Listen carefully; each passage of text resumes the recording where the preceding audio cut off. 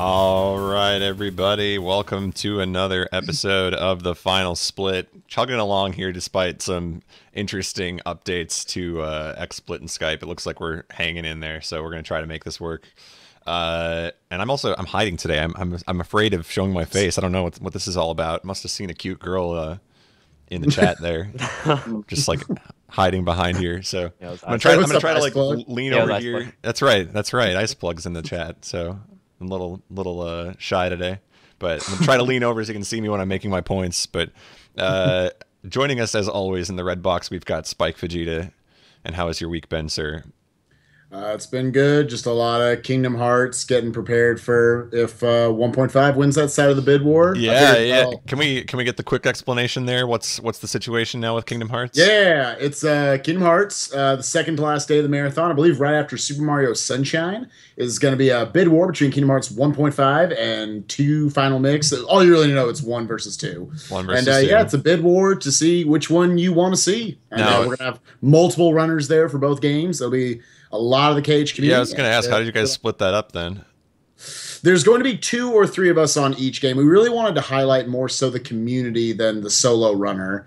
So yeah, I don't know. We'll probably, I thought it was just going to be like split the game in the middle. Like I play first half, someone else plays second half, but they kind of want to switch off each world. So that could be interesting, but I don't know. It'll probably have a little casual feel, but hopefully in the gameplay it won't be so casual. It'll Yeah, be pretty top tier. Well, it's a good chance for more than one of you to get a shot at it anyway. So For sure. taking advantage of having the slot in the first place. So that's good. Yeah, I it's realize been 3.5 years since we've had it, so There we're you gonna go. do what we can with it. make the best use of it. Think you can top that 5-second thing from last time? Dude, I tell you what, if we're able to have a 2FM, the Kingdom Hearts 2 side of the bid war win, there's some truly talented runners coming who have put in years of their life into it. So, and that game's flashy as hell. So I think people would like to see it. All right, I realize now when I made the episode thing for today and started tweeting out the thing and then putting the title on the Twitch and all that, I didn't mention that Darkman is a guest because he's been on the show so many times. I figured by now he's just like integrated into the system. I didn't need to point that out, but I realized that Darkman is also a special guest this week because not only is he filling in at the last minute for us, but we'll get to talk a little bit more about a race that he's involved in. And how is your practice going for that, by the way? It's not too bad. Right now, kind of more on the RTA side because I just want a damn PB. But Sure. aside from that, I think it's going fairly well. I feel really good. I feel a lot better than I do at SGDQ. So That's good. Good to hear. And anything else exciting going on for you this week? not much. Just some casual MMO and speedrunning. That's Casual about it. MMO. There you go. That's right. And our guest that I did mention this week in the blue box here is Tofu. Welcome to the show. I thought I had you on like when we first started the show, but it turns out that's not the case. So good to have you here finally. Yeah. How are you doing? You're all am- set for yeah. some speed gaming here. Yeah, I just finished finals and I'm gonna start doing some practice on DK 100% for the race with me and Oxwas, and now Joe D'Amelio, he got added because he's actually has a better time than Oxwas right now. Oh, okay. Oh, wow. 2 minutes faster, I think. But Oxwas hasn't been playing, so if he starts playing seriously, he'll get close to my time, I think. All right. But, I want you to hold that thought just a little bit because we're going to get to that in a minute here. And now that you've mentioned Yep. all the details, but that's how it works. That's all right. Let's go ahead and if XSplit will let me. Come on, baby. Oh, no. What happened there? Look at What? this. I'm loving it already. We're going with it. That's the way it's going to be. Let's PST, can I run dog. that again? Let's try that again. It's gone. We've lost it. Next week we'll be using a different version of XSplit. So there we go. In any case, the press start this week we've got Mega Man X2, a scheduled SRL race coming up this Saturday, 4 p.m. Eastern. This is kind of the second modern era, I don't know what you want to call it, but SRL's kind of revival of community races. Second big one in the past couple of weeks here. What do you guys think about this race? First of all, let's just kind of think about generally Mega Man X2. If you're average Joe and you want to join the race, what are your chances of finishing? And what do you think the turnout's going to be like? Yeah, they're like, if you've never played this before, it's almost like a warning, a disclaimer at the bottom, like, don't be angry at us. It should take 4 hours. I don't know, man. It is a different game than Mega Man X1 if you've never played it. It's not like, because a lot of people played X1, going to X2, getting any of the items is an absolute chore casually. So, and if you don't get them, I don't know, the final bosses in particular are pretty rough. I don't know. I don't see 4 hours happening for a lot of casual gamers. I think there are going to be some 8-hour finishes in there. But yeah, it'll be scary. Yeah, I was looking at that, like, they put an estimate of 4 hours if you're new to the game. Do you think that's reasonable, Darkman, or is that's hoping too much? No.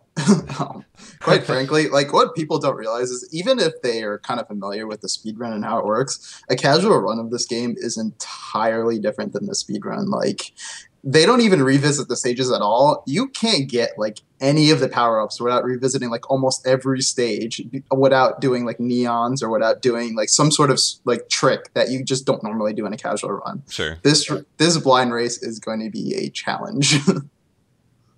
There are also just some items that are so well hidden. If you have not watched the speedrun, if you are truly 100% blind, woo, those are the people. Some people are going to want to watch the top streamers, the top racers. I'm going to be watching who has no idea what they're doing. That's my favorite part about these. Yeah, no, I mean, obviously there's favorites, assuming that they join the race. There's obviously people who you could expect to do really well, the Calebs, the BJWs, the Neros of the world.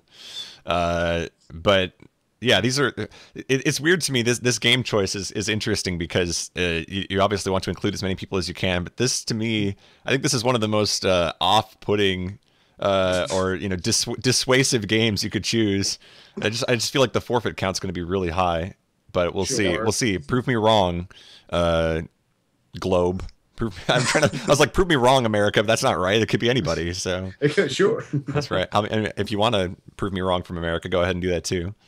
But yeah, no, it's an interesting choice. I like what they've done with the advertisement. Have you guys been seeing it? Are you aware of the race? Is this the first you've heard of it?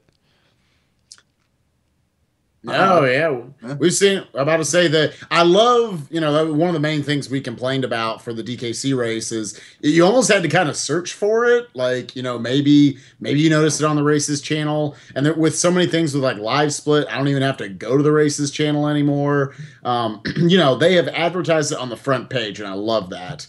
And it's a really well done banner. It gives you all the info you need. It links you to info that you need about the game.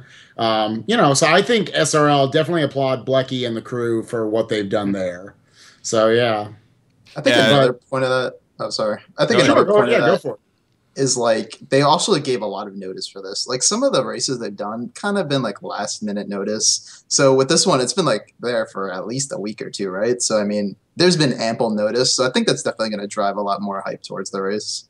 Without a doubt. Yeah, and I think besides that too, they've also been trying to help people out who are in that position where they've never played the game before, or they're starting to get intimidated by it. I've seen they've tweeted out a few guides for the game. But I almost wonder, if that defeats the purpose. Like, if you're just supposed to go into it with the knowledge you have, obviously, like, I guarantee you there will be people who will look it up and practice if they've never played the game before. Sure. There's always that guy who's gonna dirty practice the blind race. But yeah, no. So interesting choice. We'll see how it goes compared to the DKC one they just did. Any predictions for number of entrants? Do you guys think that it's going to hit 50, 100? DKC, I believe, had about 60. I'm going to say there's more than that. I definitely think just in general, Mega Man games are much more accessible for people just to kind of pick up and go with. Not that DKC is the craziest thing, but you do have X2 on Virtual Console. I'm not sure if it's on Wii U Virtual Console, but definitely on Wii Virtual Console. So I think that helps it quite a bit. I'm going to go with 110 entrants. I'm going to go with over 100. Over 100, all right. Darkman, do you consent or disagree? Not at all. I honestly think, like, with it feels like everybody I talk to has kind of been like, Yeah, if you're blind, you better watch out for this race. So with all those people saying that, I feel like the turnout's going to be a lot lower than that. Like one thing that was surprised me about turnouts is like the DuckTales race. That only got like I think like 30 entrants or something like that. I expected a lot more out of that. So for this one, I'm kind of thinking even with Mega Man popularity, like maybe 40, 50. All right. Tofu, you got any guesses? I don't know how much you know about X2. Yeah, I don't but... know much about it, but since they're talking about how it's hard and stuff, I kind of agree with Darkman a little bit more because the sheer amount of people that are saying that it's more difficult than not. The amount of people who have the patience for a really long game that they're not familiar with, I feel like that's lower than you would expect. So it'll be interesting. Though. You disagree? Clarify, I did not say 110 people were going to finish this. Okay, that's fair. I said how many? You asked me how many are going to end. You got 110 brave souls. How many of them are going to stick it 12 out? Of them are going to 12 are going to finish. Okay. And of those 12, 11 of them have speedrun the game before. So there we go. There's just the one guy who just says, I don't even care. Bacon Donut's going to show up. There we go. All right, let's move on. We've got our guests, by the way, this week, Darkman and Tofu, who are both involved in some pretty notable HDQ races. Let's start with Tofu here, since I've got you on the bottom there. Diddy Kong Racing. This is a fairly last-minute add. To the schedule. You guys are right away on day one now. Yeah, that's nice. I like that, and it's at a really good time too. It's like 5 p.m. or something. 5 p.m. So right in the prime time slot there. And I guess what's the race situation as you see it? You know, who's the favorite? Where do you stand in all of this, and what do you think your chances are to win it? I have pretty decent chances right now. Joe's getting around. I don't want to sound like, oh, I'm gonna win. No, this is your segment. That's it. This is it. This is where you all-out segment. This is where you hide behind your giant microphone and you say whatever you want to say.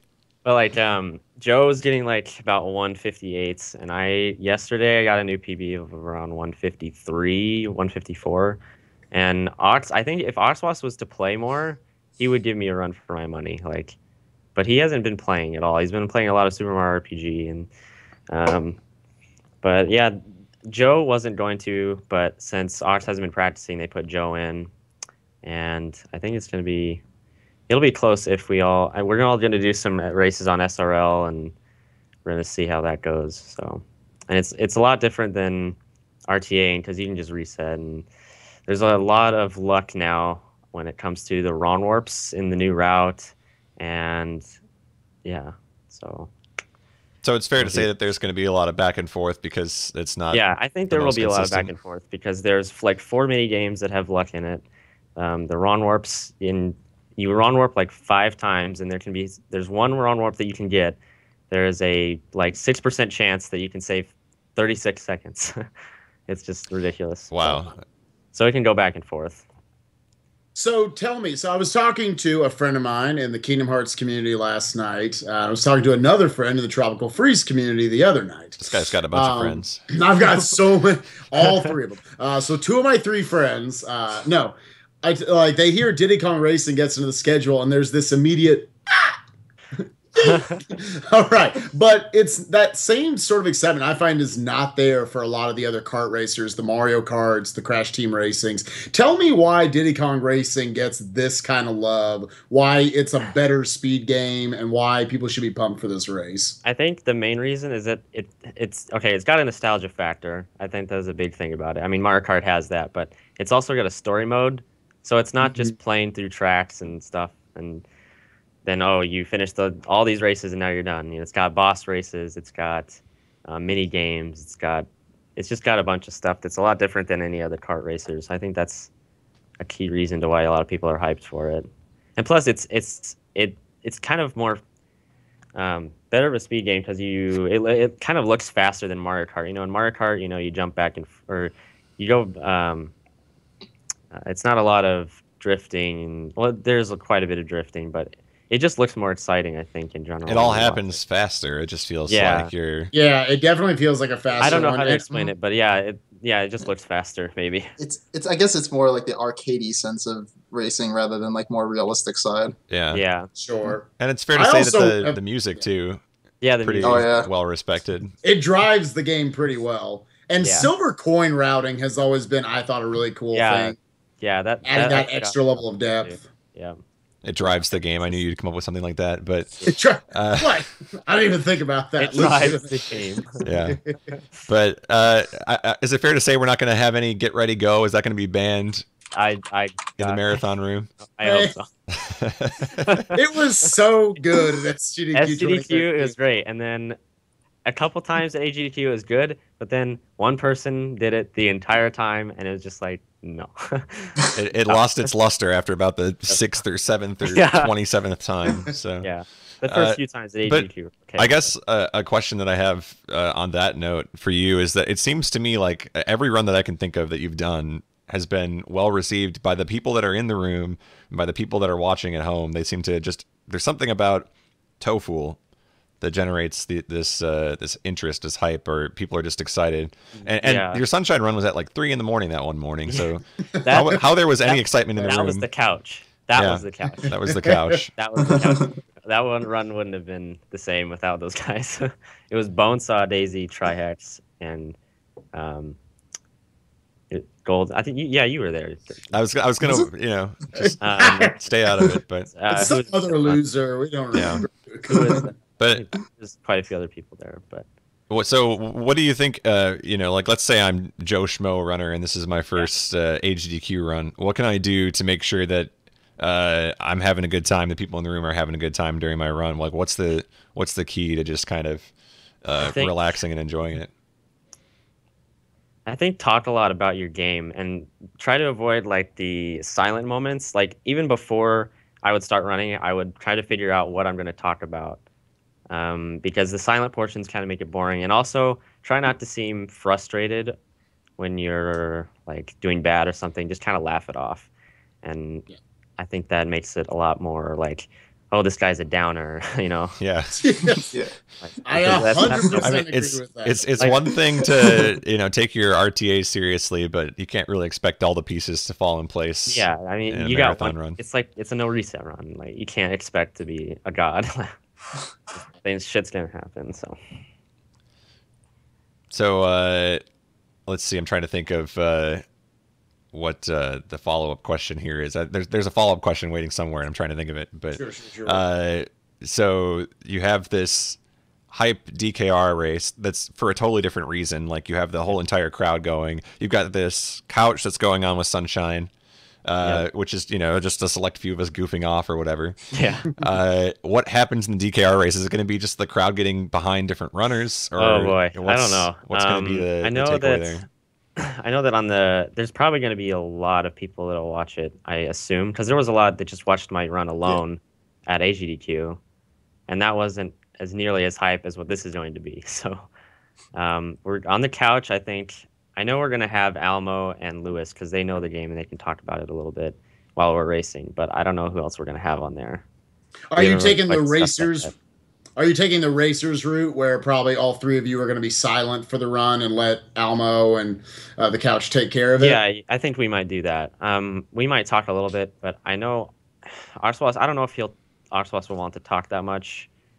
I'm sure he can, but I don't know, that might work too. Just have Almo and Lewis do it. So sure, and they know a lot about the game. So do you think the crowd favorite is going to be Oxwas in this race? I think it will be. Yeah, there's a lot of people that are like, if you aren't hyped to see Oxwas, then what the heck? Like, see, this is the way I see it with that. Like, I feel like in the crowd, like the actual marathon room, like everybody will be rooting for Oxwas, but I feel like the viewers will probably be rooting against them because they'll be like, oh, American versus Japanese kind of thing. Yeah. So it really is. Like I think it's a compelling it. story. The people who aren't going to know who he is, if you're familiar with him from even stream viewing, you're probably going to be rooting for him. But if you're just discovering HDQ, I like the fact that Joe is going to get recognition too because he's also a really great runner at that game, and it's been actually like Diddycon Racing's been pretty active recently, surprisingly. It's not a dead game like it was the past year. It's just suddenly alive again. It's suddenly alive again. Well, and Joe's got his own story because he's involved in multiple races too. Yeah, so he's in Castlevania too, right? Castlevania, Super Castle 4, right? Castlevania 4. Yeah, that's it. One of the it's Castlevania. the big One of the four-way race. Castlevanias. I don't know much about that. But Yeah. that's a very different game from Diddy Kong Racing. So Yeah. it should be A little interesting. bit. Yeah, just If he a sweeps little. both of those, he's a multi-genre master. So, Darkman, you're involved in your own race too. You've got this Mega Man 5 ordeal, kind of almost the same situation as the Diddy Kong Racing Yeah. scenario. What's going on there? Yeah, so we have 3 racers, myself, we have BJW, and then we have Ohon, who is a Japanese runner, as most of you are aware. Basically, unlike the DKR race, where you feel like, maybe Toofle's got an advantage, but you just never know. With MM5, it's like, there's Ohon, and there's Ohon.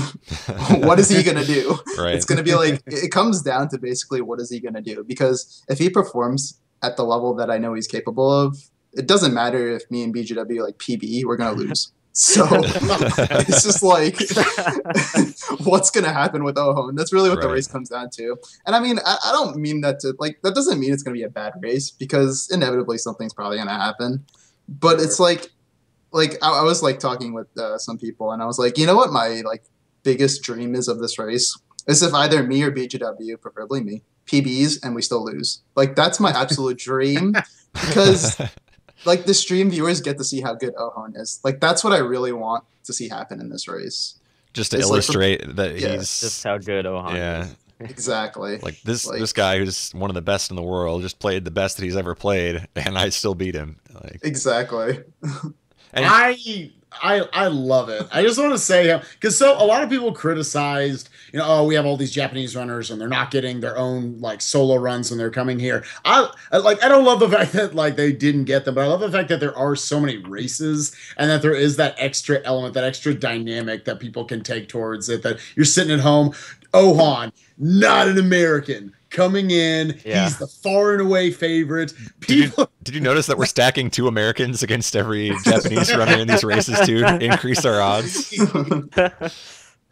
I love that storyline going in. I think we need to pump that up. If there's any sort of, I don't know, hype show or something for it that the viewers can see, I think that needs to happen. I think it needs to be, oh yeah, they're hailing in from Japan. They're coming into our house. They're probably going to blow us out. Get people on that side. And maybe it is a blowout. Who knows? But if that upset does happen, the room explodes. No offense to Ohon, no offense to Oxwas, but yeah, I think it's going to be a lot of fun. I'm glad we're having that dynamic. Again, shout outs to Golden for the JRTA marathon. Oh, stop it. Yeah. Oh, No, but I mean, you brought up a good point though, where you guys do kind of come in as obvious underdogs in the Mega Man 5 race, but at the same time, anything could happen. BJW mentioned while he was streaming the other day that Mega Man 5 is a game that's mostly execution, and he said there were luck bits and pieces, but they don't really affect the overall. I would say, like, in terms of 1 through 6, while Mega Man 1 technically has less RNG, Mega Man 1's RNG is in the form of pixel perfect tricks. So Mega Man 5 is basically the one with the least RNG. There's really no major stopping points in the run that are like in Mega Man 4, oh, Drill Man went down, there's your 5 seconds. Like, there's nothing like that in the game. That's what makes it a really compelling watch, in my opinion. Now, I watched not the most recent relay, but the one before that, I think was the one where Ohon was playing multiple games. Mhm. And right off the bat, he had some Starman deaths. Was having a little Yeah. trouble there. Are you like keeping that in mind? You're like, okay, he's human. Like, Funny thing about that is in the marathon before that, yeah, he played Mega Man 5 and he also died in Starman. So it's kind of like the joke now that like Starman is his nemesis. So he's got the Starman jitters. Yeah. you never know. But yeah, like in that, like the funny thing about that, so like in the 3rd marathon, the relay, he had a really bad Mega Man 5 time, like a 38-minute time, which is awful for his standards. He died like 4 times.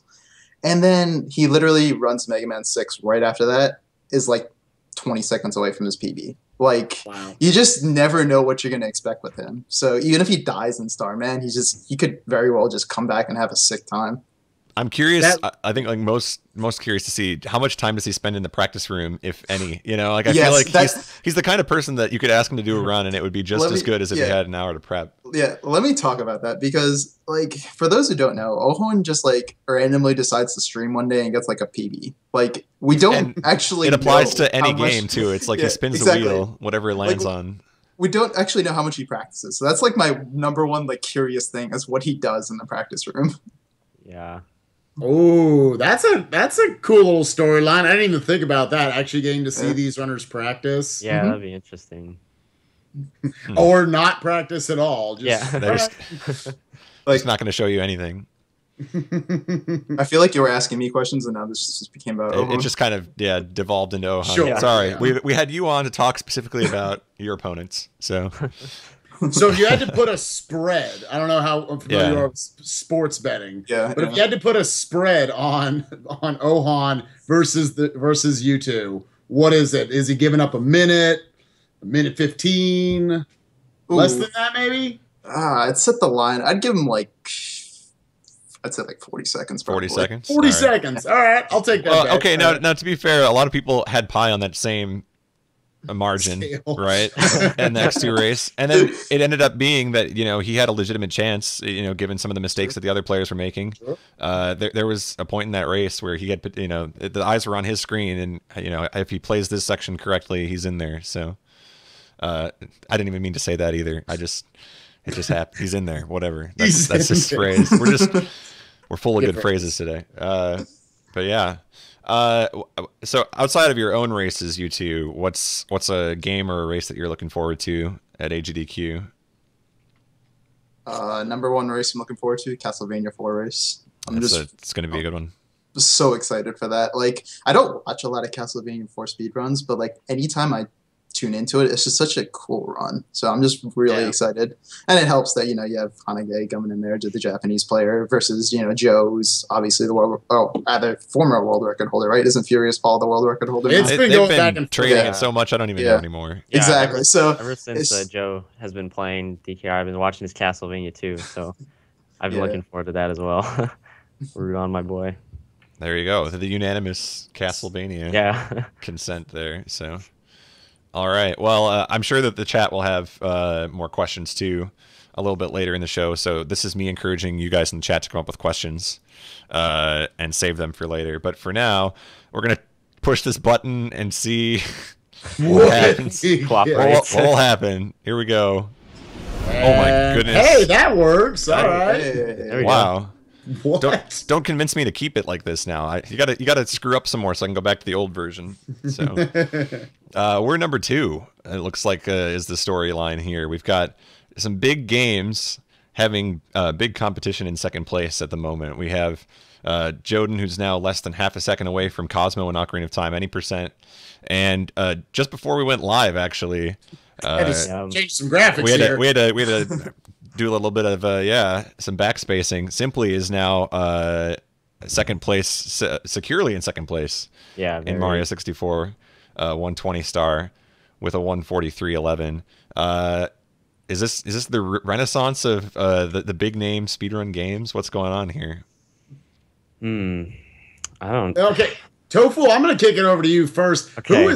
Do you know Simply? Tell us about this guy. I haven't been keeping up with SM64 that much, but I know Simply has just been improving like crazy. There's been a lot of people who have just been really active in SM64, like Simply and Cheese and DefTech, and there's just a lot of people who are really starting to push it. And look, it's Simply's even close to Puntation now. Like, I mean, this run that he had just even Nero's back. Like, yeah. Oh yeah, Nero's back in the fray. He's got his bot project where he was starting at number 12, and in one race he went from number 12 to number 4.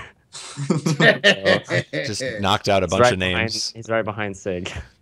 That's crazy. Yeah, and can you imagine like if we were doing the show a year ago and we said Siglemic was in 3rd place in Mario 64? Wait, is anyone buying that? No way. And he got a 143 this year. Yeah. All of us, like, that's the most exciting thing to me here is, and we'll get to Joden and OOT, but all of a sudden, because you had this storyline where, for years, it's Siglemic and it's everybody else. We don't want to watch anybody else. Yeah. And now it's Puncation and some other runners that are getting towards him.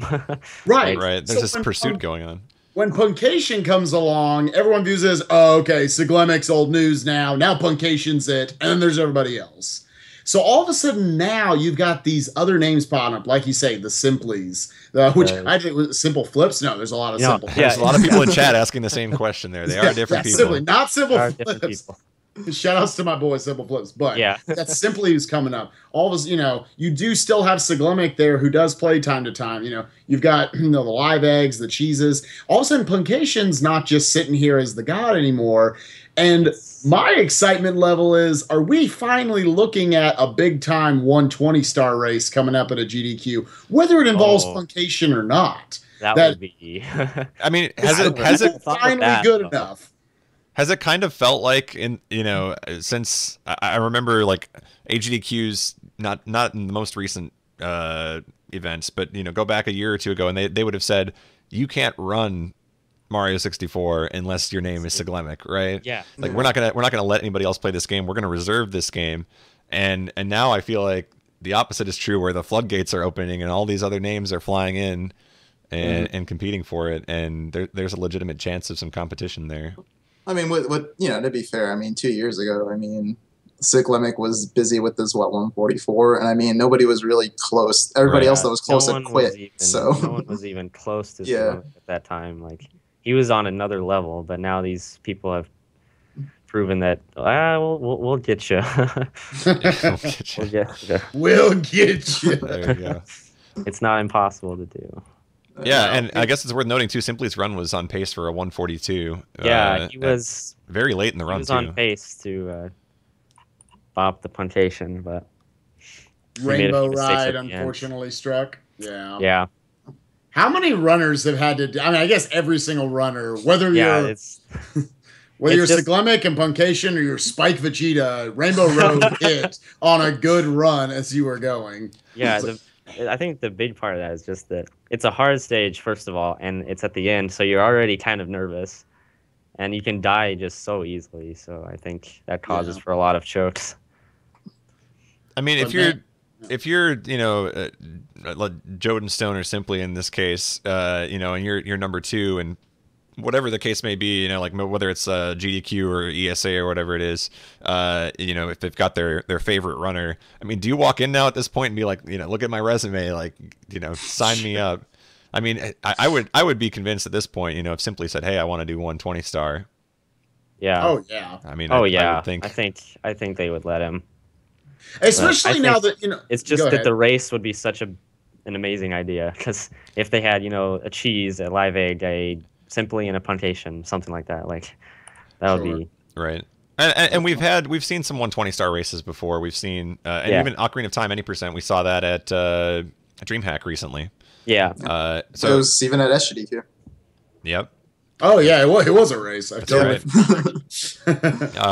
So it's been tried a few times with some of these more notable games, but 120-star, that's kind of the exception. That's never really... We've had... I guess that happened at ESA, but I don't want to say that race was too close. Is that the word I'm looking for? I'm not sure if that's what... Their PBs, I think, like going into it, they knew that the PBs were pretty distinct there. Yeah. But... Yeah. The biggest thing, I think this is... people probably don't realize it, but that 143.11 that just went down less than 30 minutes before we went live, that I believe is going to be a landmark moment for maybe speedrunning in general, but just at least SM64 as kind of the mold breaker for viewers on Twitch that, oh, wait a minute, maybe only 400, 500 people watched it, but they'll slowly start to realize, wait a minute, it's not Puncation and then way down to Siglemic and then way down as everybody else. It's not just the name; it's the times that they get. Exactly. This game's slowly starting to turn into that kind of what Super Metroid was becoming after Gary came along, and then Zost came along, and Ivan came along, and it all kind of came together to say we're going to make this happen at AGDQ. Yep. I really think and not just for AGDQ, but just SM64 going forward, that this might inspire more people to get involved. Yeah, because now. It used to be where, Sid would go live, and then, there's these other Mario players that I don't really want to watch. But now there's, I I can choose between all these really good runners who are all close to each other. Right. Yeah. I think what this will do is basically take just SM64 as a speedrun game from, oh, hey, it's Siglemic, we got to watch Siglemic, to, wow, I want to watch somebody get the world record or somebody get a better time. Well, and people Like, love Yeah. these stories of, upheaval or whatever the word might be. It's, Yeah. where you're rooting for the underdog and you watch the record get shattered, I guess, by somebody new. That's always interesting. So Joden is very much in the same spot Yeah. with Ocarina of Time, where he's developed a fan base based around the idea that he's gonna beat Cosmos Time. So and that's less than half a second. I can't believe that's that It's like- close. Which is what, like 5 and 64 frames? Like, Yeah. I mean, we're being generous, I think, even when we say half a second. I think it's a lot smaller I than think that. supposedly it's 0.2 seconds. Yeah, Oh, So yeah, something like like that. 5 and 64 frames. All right, sick. it's crazy. right on. So Like, Right. honestly, I think the whole Joden Stone story is fantastic. Like, I remember reading about it. I forgot what was a website did an article on him. And I just think it's really cool. The guy basically came in and was like, you know what? We have this unbeatable record, and I want to see if I can beat it. And I'm going to stream every day, or he may have his break every now and then, but he's going to stream every day and attempt to get there. I just think it's really cool. Like, I don't really enjoy watching OOT anymore, but I pop into a stream every now and then because I just think the whole pursuit of it, I just think it sounds really neat. Yeah. I mean, this is a game that's kind of been begging for a storyline in recent months or even years, where it does feel like any percent was kind of, once Cosmos Run came out, it's like, okay, well, everything that people want to see with Ocarina of Time has been seen, and there's just kind of this lull where, okay, what happened to this game that everybody loves and wants to see everywhere, and now it's kind of re-inviting that competition and excitement, I think. It's Cosmos said it himself, 6 months ago or however long it was that he did it. This category is dead. Ocarina of Time, any percent is dead, and I'm right and with Darkman. Like, It's whether just you kinda like showing- Ocarina of Time or not, go ahead. This is kind of like showing that it's not ever going to be this time that you can't beat in Right. a way. Like And it's not going 100% to happen. This story is so far beyond Ocarina of Time. It's so far beyond Cosmo and Joden. It is a story about speedrunning in general that as soon as you think the unobtainable time has been reached by the untouchable runner, the great Cosmo has done it. And all of a sudden, who is this guy? Who is this Joden Stone who has come along?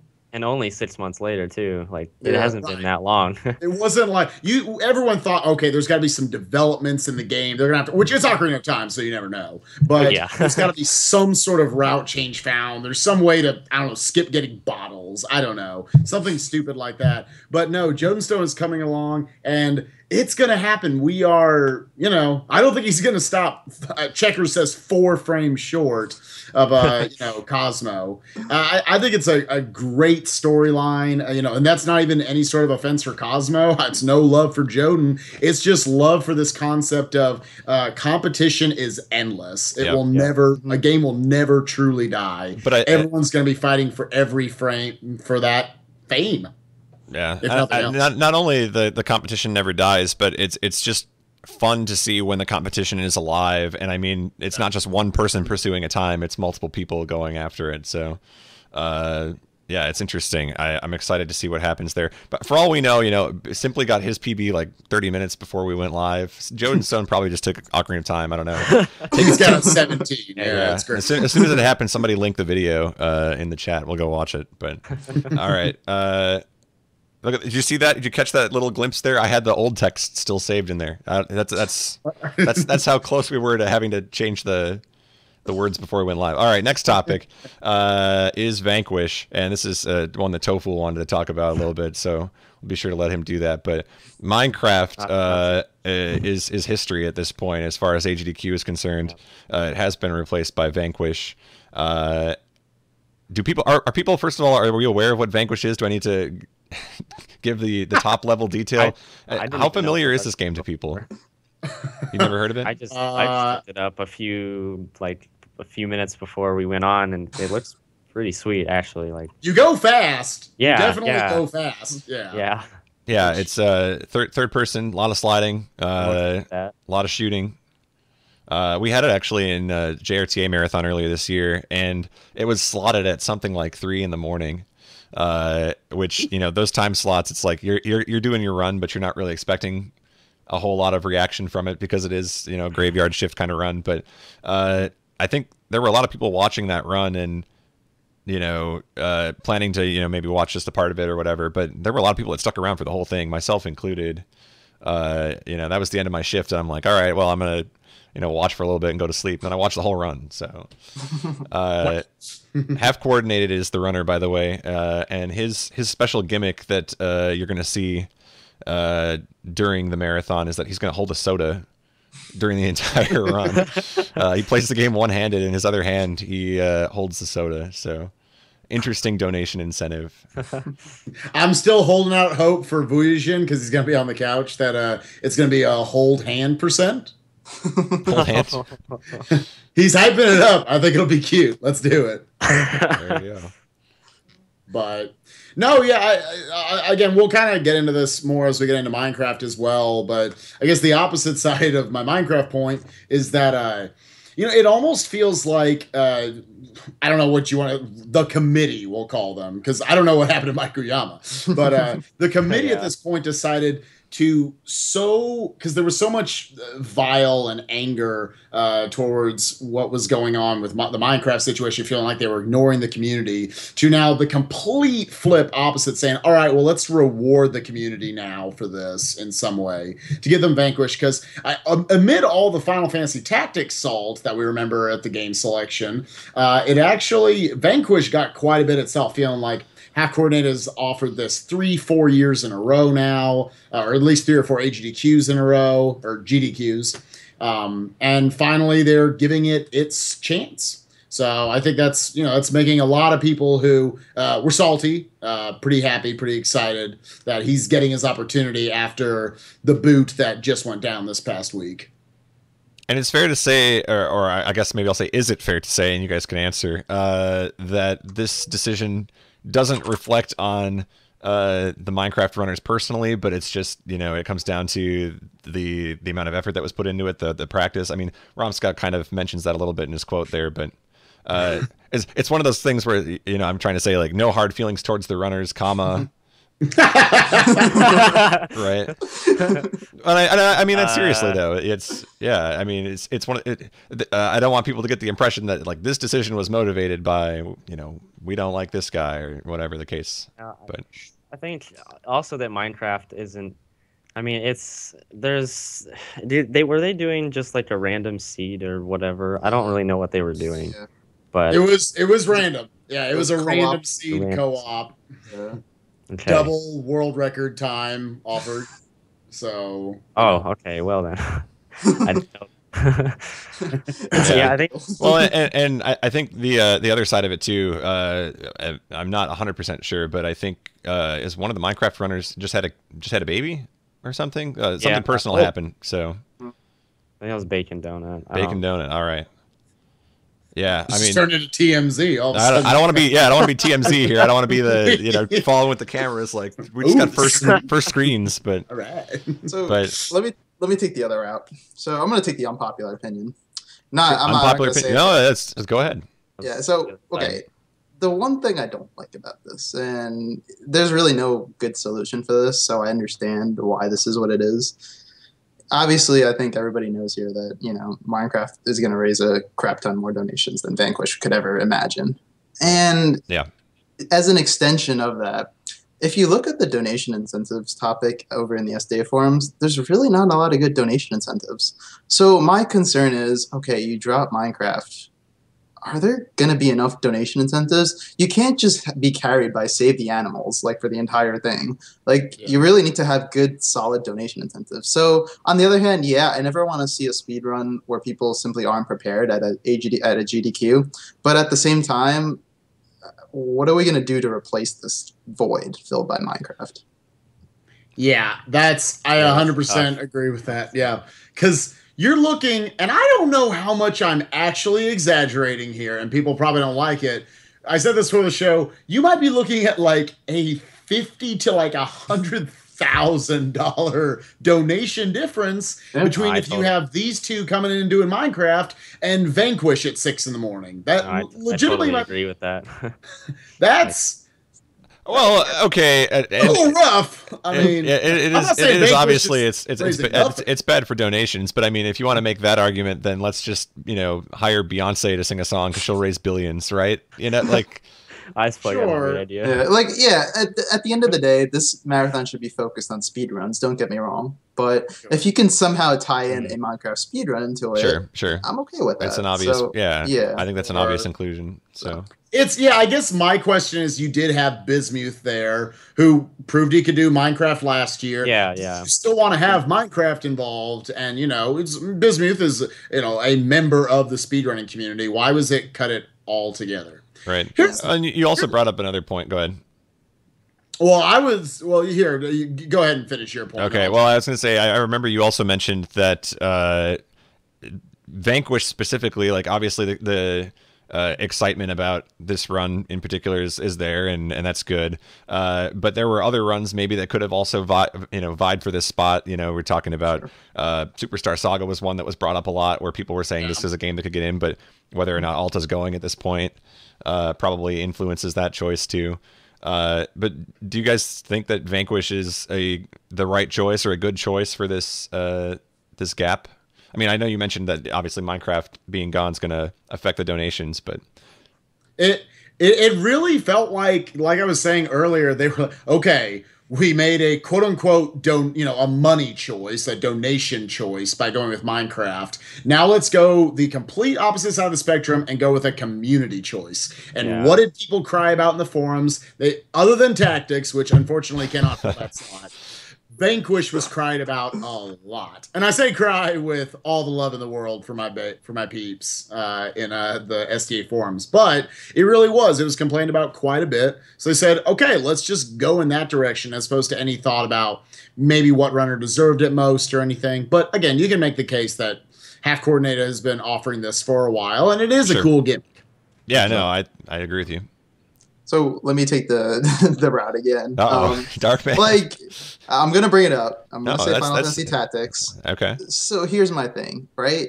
You're replacing Minecraft, which is supposed to be a big donation incentive thing. Final Fantasy Tactics and Vanquish. What do you think could raise more money? I mean, the community likes both, is from what I understand.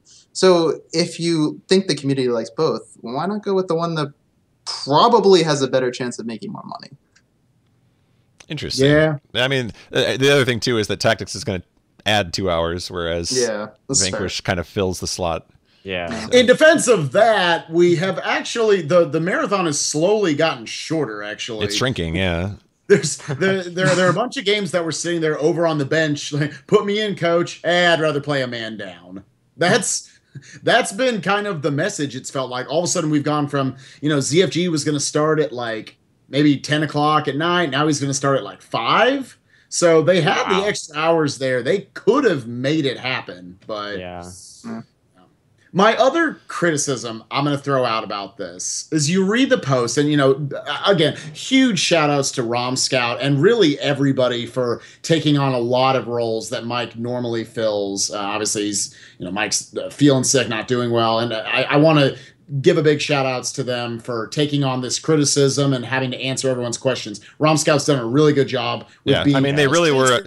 Yeah, This situation, they did it. I mean, they were following up with the runners and just trying to, keep in touch with them to see how they were holding up with their practice and that kind of thing. So, that being said, it's a little hazy in his matches, like at least to me, whether it was really a mutual decision by the runners and the committee to cut this, or if this was more of just we got to cut you because your run is only 2 hours or an hour 40.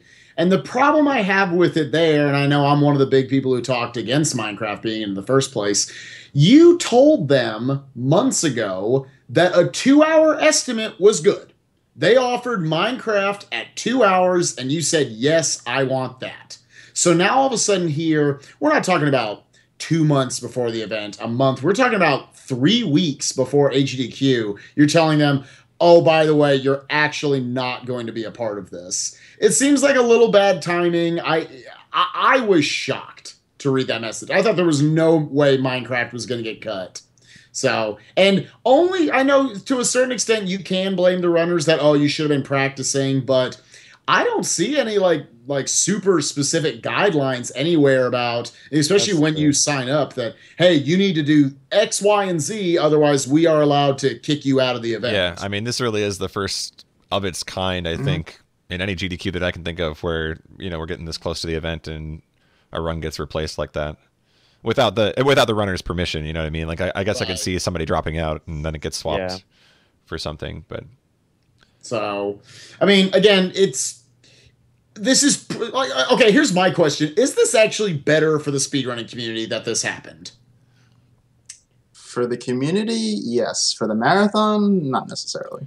Which inherently is that bad for the community? Good point.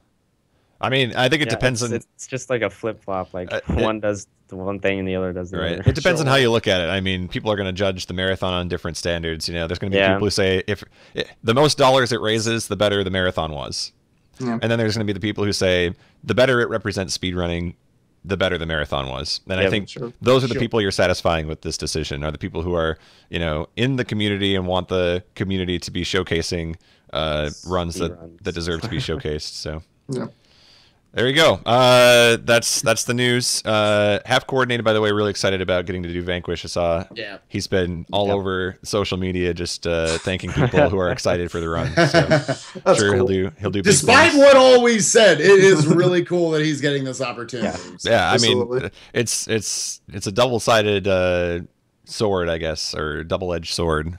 A double-sided with double-sided two-sided dice. I don't even know what I'm going for anymore. I'm out. I'm just gonna click the button and move on. AGDQ feedback. So AGDQ coming up. I can't believe it's only a few weeks away now. Wow. Wow. That's okay. I'm gonna let that sink in. Based on your guys' past experience, you know, all of us here have been to GDQs in the past. What's one thing either from the past or based on what you see so far looking like the GDQ is shaping up to be, what would be your before the marathon feedback to make AGDQ 2015 better than it will be? Better than it will be. How about that? All right.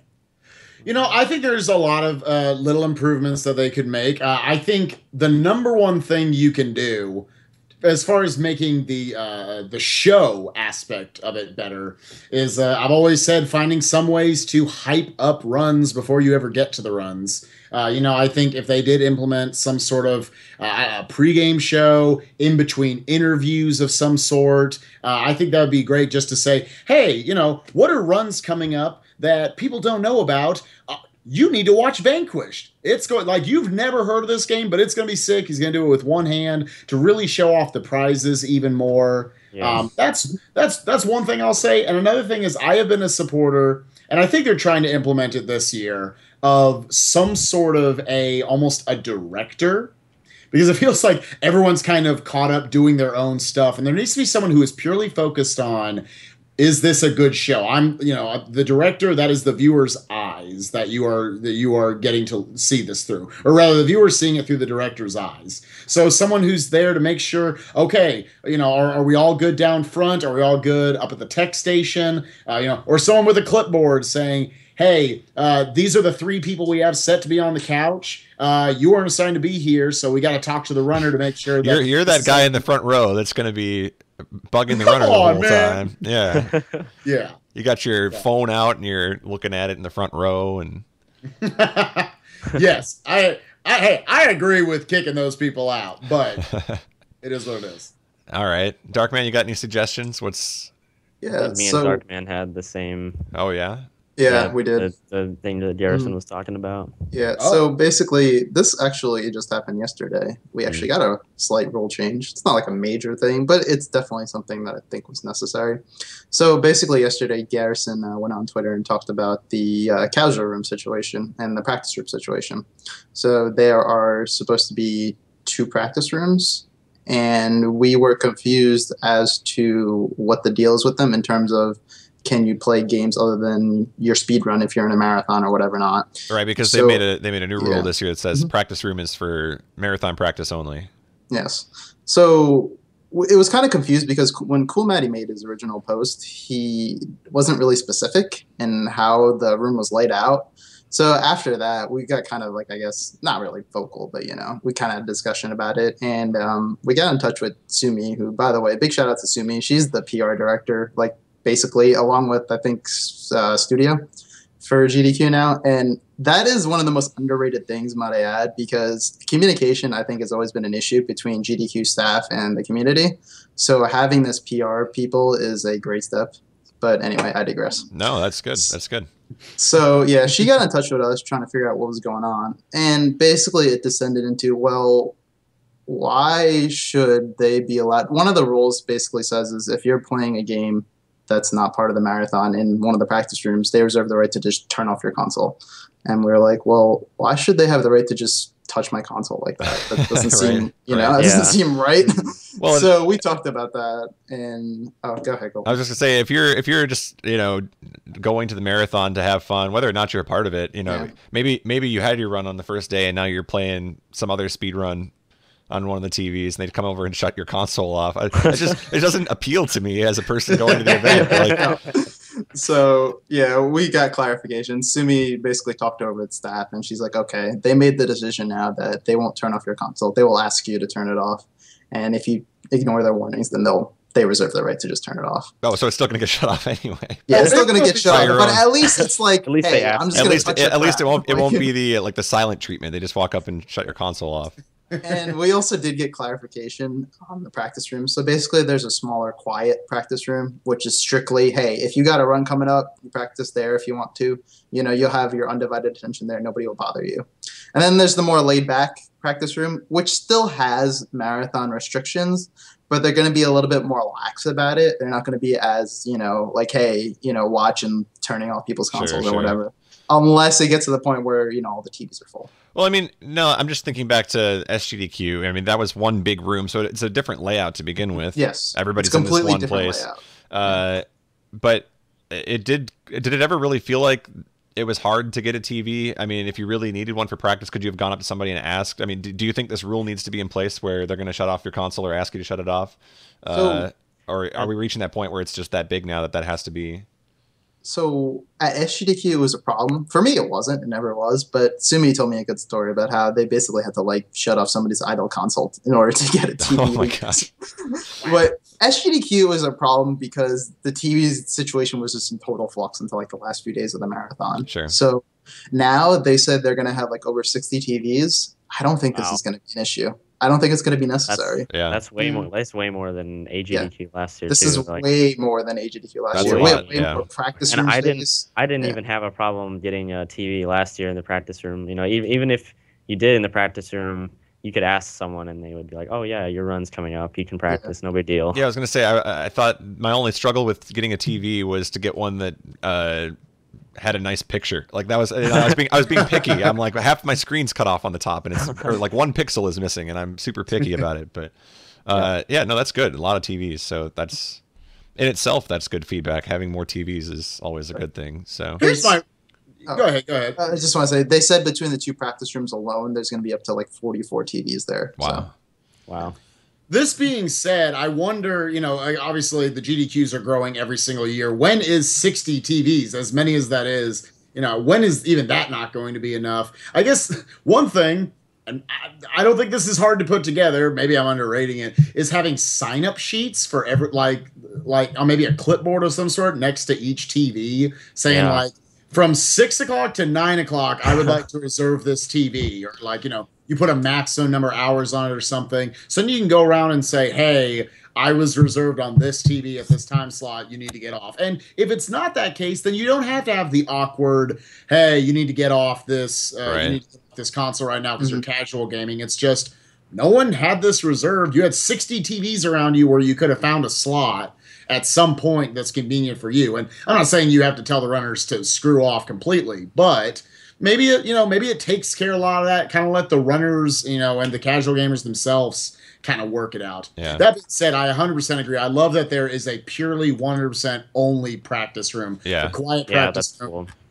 because I remember at SGDQ quite a few times. I knew 4 or 5 runners who were up early every morning, and maybe they were used to getting up early in their normal lives. I don't know, but they get there and they're just like, "This is the only time I can practice. This is the only time." Not because the TVs were taken, but because there were so many other things. There's Mario Party, there's Smash going on, and they need a quiet space to actually work on their runs. Yeah. One thing I'm curious about with this new layout where we're going to have 4 different rooms is, if there really is going to be restrictions on TVs, what's the quantity of TVs going to be like in the practice rooms versus, say, the casual rooms where most of the people are going to be?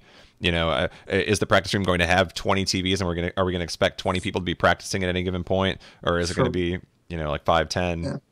From what I understand, they're prioritizing putting as many TVs as they can in the practice rooms and then putting whatever they have left in the casual rooms. Yeah. So they're basically stressing that, hey, if you plan on playing maybe Smash or something like that in the casual room, you should probably plan on bringing a TV if you can. Sure. Yeah. Yeah. If I had to put a number on it, if let's just say the arbitrary number is 60, then I would say they probably start with about 40 in the practice room, 20 in the casual room, and as the marathon goes, we maybe see we don't need 40 TVs because there are less runs that need to be practiced. So all of a sudden the casual room gets 60 TVs by the end. Right. Yeah, I was going to say either you'll see the TVs like slowly work their way to the casual room, or they'll just kind of say, okay, this practice room is now another casual room. That's kind of what I'm thinking is going to happen. So that takes over. But yeah, no, I really hope that there is a balance struck, because I do think SGDQ worked out pretty well for most people, as far as whether or not you're in the marathon, you get a chance to play while you're there, because I do think like the worst scenario that could come out of this, and I don't think this is going to happen, but like the potential might be there for people to not be able to play because of that. Like they just want to jump in and play something, but there's only so many TVs in the casual room or whatever, and there's unoccupied TVs in the practice room that they can't use because they're not in the marathon, something like that. Because that's one of the number one things I think a lot of us tell our chats. They say, "Hey, have you ever been to?" I remember someone once said in my chat, "GDQs look boring to go to," and I'm like, you could not be more wrong. Yeah, they don't. These are so much fun. They don't see the backside of it. Yeah, as okay, is totally not like the stream room. Fool has fun doing Diddy Kong Racing, Super Mario Sunshine, but how many memories do you have of going bowling, of getting to play your casual games in the background? Like that's like it's something simple as even like going to a restaurant or something. Yeah, right. And you don't want anything to work against that, saying like, "Oh, by the way, you have no place down here. We have nothing for you to do. Right. You might as well spend the marathon in the." That's what I'm pointing out. I hope these rules don't get in the way of things like the back practice room races. If people are wanting to do just pick up Mario 64 race or Super Metroid Friday night, something like that. I hope that all gets allowed and works out all right. And hopefully people get their practice for the marathon too, because that's obviously the most important. Priority. But they're not saying like you can't have fun. Darkman, go ahead. Like I have a feeling they're not going to be as strict as I think they may be. Sure. Like with the bigger practice room. Like I feel like things are going to be not maybe the same as what it was like last year GDQ, but I think it'll be a little bit more like that. All right. Final predictions, guys. First person to get their console turned off. Darkman, who do you think? Ooh. You just put me on the spot like that. God. Oh man. I can't think of one. Can't think of anybody. All right. That's Tofu, you got anybody? I can't. Put me on the spot. I know Spike's got somebody. Come on, man. Dude, it's Niglario. There we go. He's in chat. He'd tell you that right now. There you go. Doing anything. They barely trust him in the marathon room. Forget the practice. I feel like we're on Family Feud or something. Name someone who's going to get their console turned off, and you're sitting there like slam the buzzer. Niglaria. All right. Man. On that note, we're going to go to our record of the week. Hey, okay, it did work. We're good. We're hanging in there. XSplit's hanging in there somehow. It's trying, man. Okay, what are we looking at this week? We've got Peach's Kid Chameleon. Yeah. Solid game. This is, by the way, I feel like he's been streaming more consistently than I get the, I don't know, impression that he is. Like I think he is streaming more consistently than I've noticed, but good to have Peaches back if he was gone anyway. Kid Chameleon, of course, a very slippery platformer. I say slippery because I've played it and the boxes that you have to stand on in this game are so small impossible video. It's so hard, and he makes it look so easy. But this game, of course, revolving around the idea that you pick up these power-ups that alter what your character does. Here he's kind of doing the VVV thing, flipping the gravity. This is the recurring boss in the game. I've never figured out why this is the recurring boss, but you've got this head with earrings. It's really mad. Always freaked me out a little bit. But this is about an 11-second improvement over his previous run. The category here for boss run too. This game is not linear by any means of the imagination. You can within each level there are a bunch of flags you hit, and they determine what stages you warp to, and you're kind of warping all around the stages at any given point. So this category involves him killing all four bosses, the major bosses there. Yeah, I think he said this game has like 104 levels. This category ends up going through like 60 of them.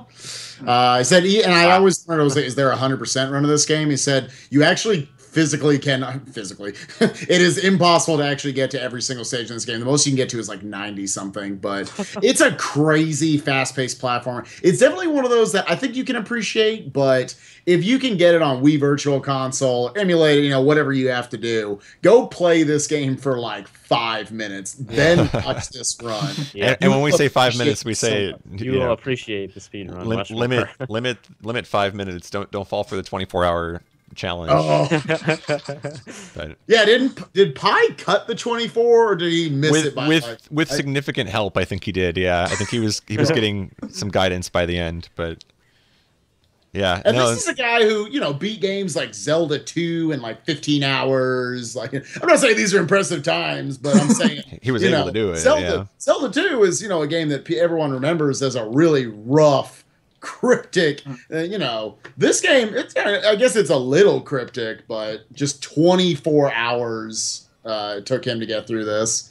And Peaches, I just want to say Peaches has always been one of my favorite speedrunners. All of his runs have been so quality over the years at the GDQs, especially shout outs to his one-handed SM64 run last year. Oh, yeah. If you've got the time, please check out this Kid Chameleon run. It's really entertaining, and if you can spare the money or emulate it, pay a few minutes beforehand, because the run's pretty sick, and it's insane what you can do with that hard of a platformer. Yeah, I mean, it's one of those games that it looks so easy on paper. It's like, all right, I'm just running and jumping on boxes, not a big deal. But you go to play it, and it's a beast. It's brutal. As somebody who likes platformers, I do not like Kid Chameleon.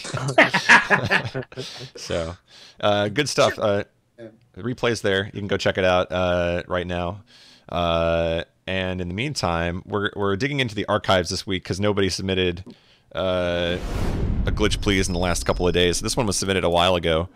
It is the Glory Hog playing Excitebike, and he's going a little too fast here. He's getting a lot of speed, going pretty high up off of these jumps, and leaving the screen there on the top.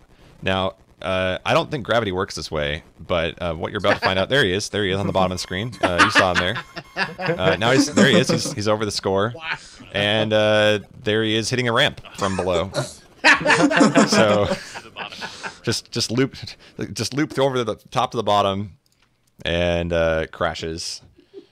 And it crashed the game. No, he crashed. He looped from the top of the screen to the bottom. He kind of like zipped to the top from top to bottom, and then because he was still gaining height, he like re-entered the screen from the bottom, and the ramp wipes him out. So there you go. All of us that have been playing Mario Kart 8, now you know the strategy for the Excitebike stage. If I was a developer of Excitebike from back in the day, and this was found, I'd be like, sure, that was intended. That was. We absolutely meant you to screen wrap there. That's how exciting our game is. No, we appreciate that submission. So I don't think have we ever shown Excitebike in any form outside of that? I don't think we have. No way. So, guys, if you guys are in the chat, it might be another 100 episodes. It could be. It might never show up again. If you guys in the chat have submissions for us for Glitch Please, you're going to have some time now, by the way, too, because our next show isn't until January 1st. But please submit to our inbox there, thefinalsplit@gmail.com. We need either Twitch or YouTube highlights. Either one of those will work just fine. And any game, Preferably not Mario 64 because we seem to get Mario 64 all the time. But if it's funny, submit it anyway. So yeah. I don't, as long as it's funny, as long as it I makes do us not laugh, I don't care. care. We can watch Mario 64. I like laughing. I'm just saying if you guys want some variety at home, because that's, you guys are the ones watching. So let's get some Q&A with the chat going here, assuming that, come on, XSplit. We're going back to old XSplit to start the year. We're going to OBS. I don't know. We're going to something. FMLE. We'll use FMLE. Nice. Old school. Yeah, so just so you guys know, we are taking next Thursday off. We'll be back on January 1st with, I guess it's going to be like a preview show before the preview show, if everything goes according to plan. It'll be kind of the last sneak preview before we all start heading to AGDQ. Oh boy. Fash wants to know, why is Toefl going to lose the DKR race at AGDQ? I saw that question coming.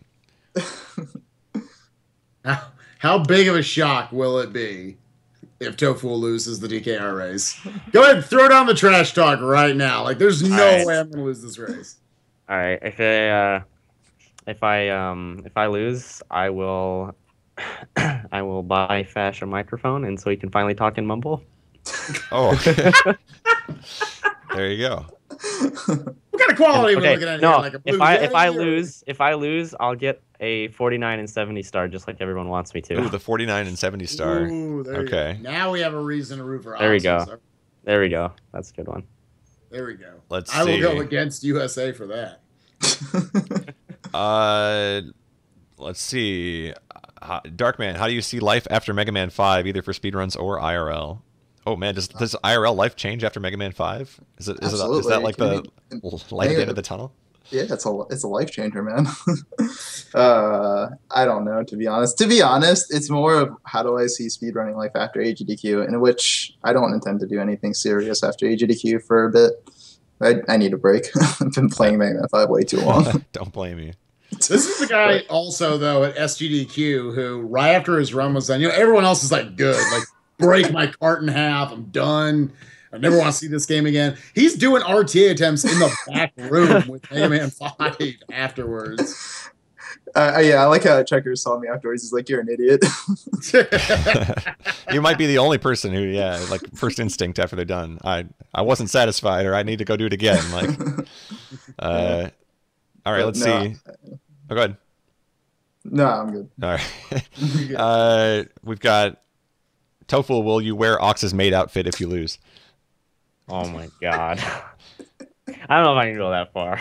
All right. What if you lose to both of them? Like, you take third place. If you take third if I place. lose to both of them, I'll wear it. Okay.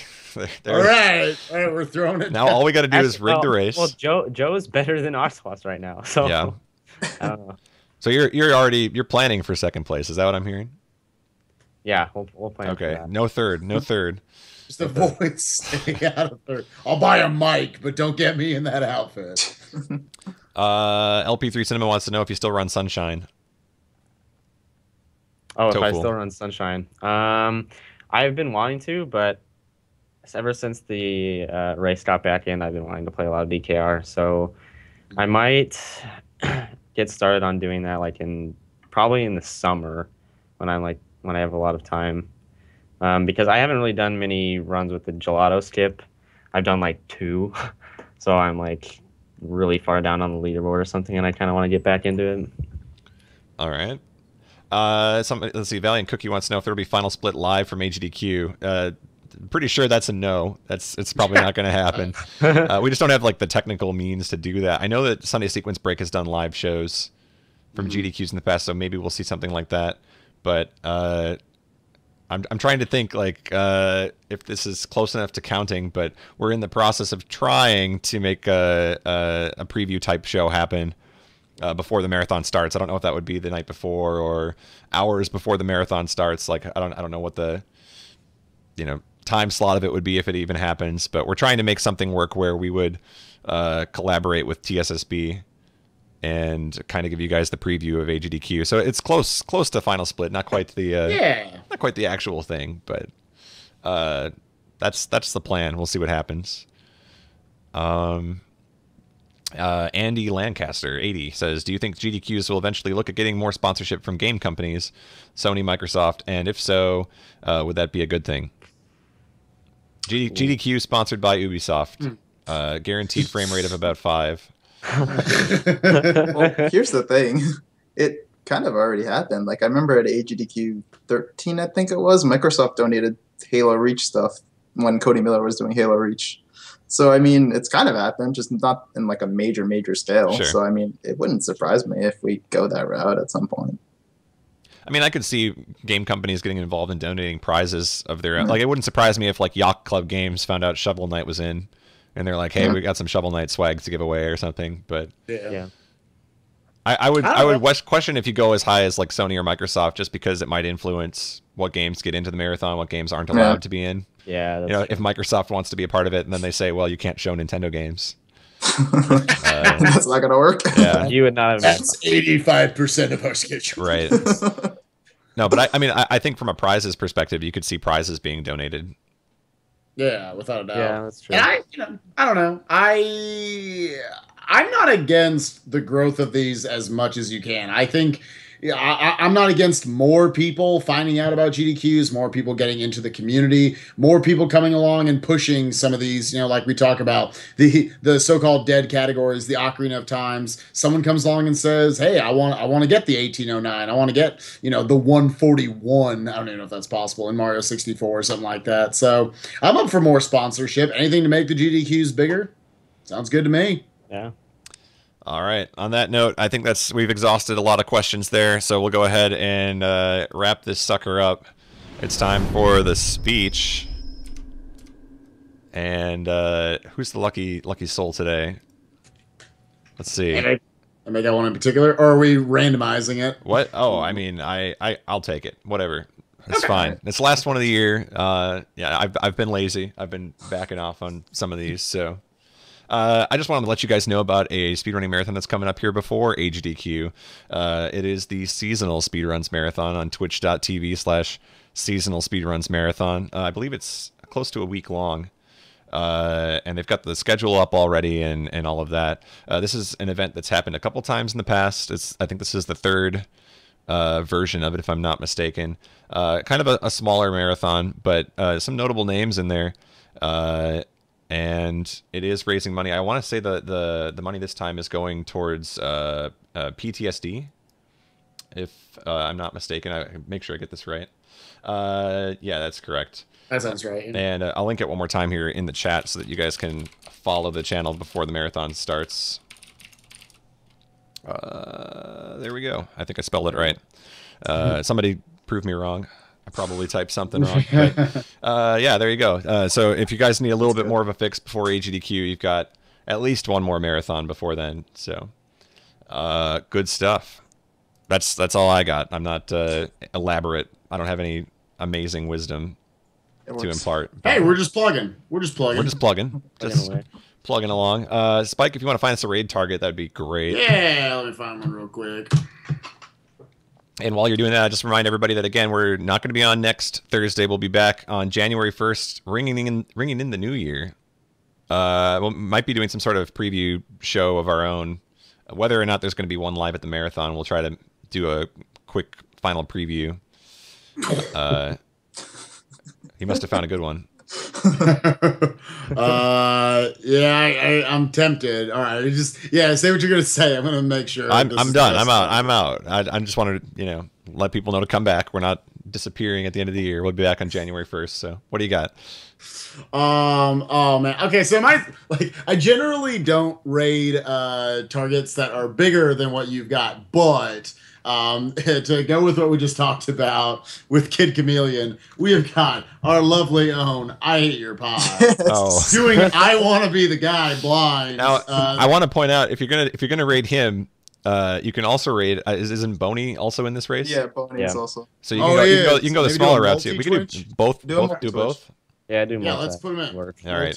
Boney, I think is just twitch.tv/Boney, right? Yes. It used to be Boney Grunt, but I think he shortened it. Yeah, his name changed. Yeah.